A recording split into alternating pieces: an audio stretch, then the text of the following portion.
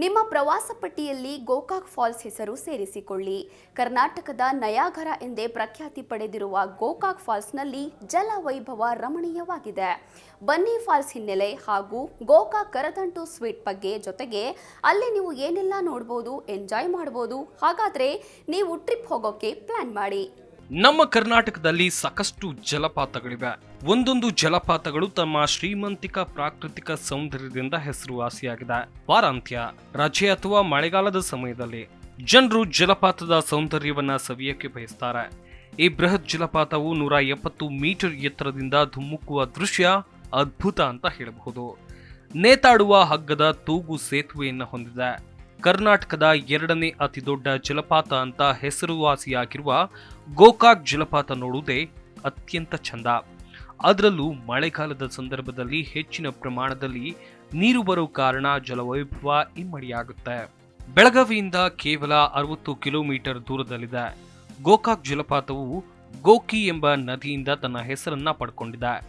ಗೋಕಾಕ್ ಕಣಿವೆಗೆ ಬೀಳುವ ಈ ಜಲಪಾತವು ಮಾಂತ್ರಿಕ ಸೊಬಗನ್ನು ಹೊಂದಿದೆ. ವಿಶೇಷವಾಗಿ ಈ ಜಲಪಾತವನ್ನ ಕರ್ನಾಟಕದ ನಯಾಗರ್ ಅಂತ ಕರೆಯಲಾಗುತ್ತೆ.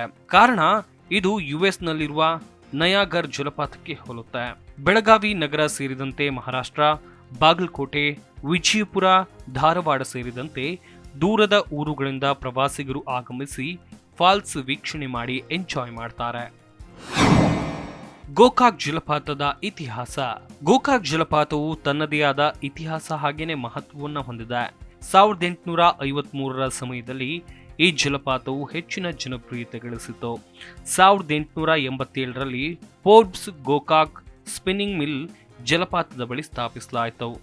ಕೆಲವು ವರ್ಷಗಳ ನಂತರ ನಗರದ ಆರ್ಥಿಕ ಮೂಲವಾಯಿತು. ಇಲ್ಲೊಂದು ತೂಗು ಸೇತುವೆ ಇದೆ, ಕಿರಿದಾಗಿದೆ. ಪ್ರವಾಸಿಗರು ಜಲಪಾತದ ಸೌಂದರ್ಯವನ್ನ ಸವಿಯೋಕೆ ರೋಪ್ವೇ ಮೂಲಕ ತಲುಪಬಹುದು. ಗೋಕಾಕ್ನಲ್ಲಿ ಹೆಂಗೆಲ್ಲ ಎಂಜಾಯ್ ಮಾಡಬಹುದು. ಗೋಕಾಕ್ನಲ್ಲಿ ಸಾಕಷ್ಟು ಪ್ರವಾಸಿಗರ ಆಕರ್ಷಣೆಗಳಿವೆ.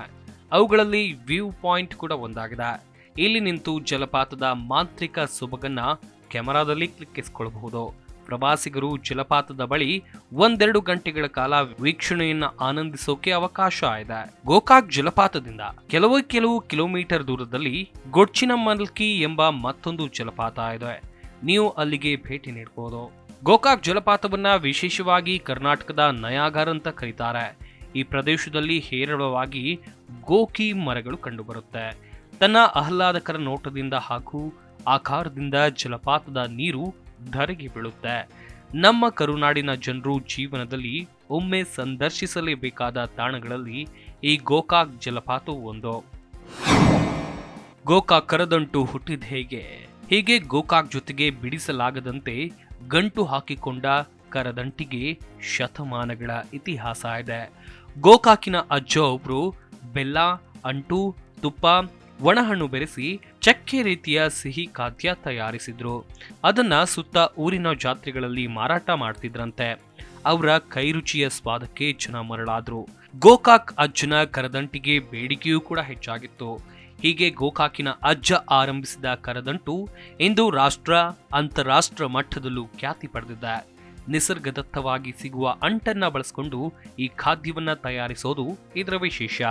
ಅಂಟನ್ನ ಕರೆದು ಮಾಡೋದ್ರಿಂದ ಇದಕ್ಕೆ ಕರದಂಟು ಎಂಬ ಹೆಸರು ಬಂದಿದೆ ಅಂತ ಹೇಳಲಾಗುತ್ತೆ.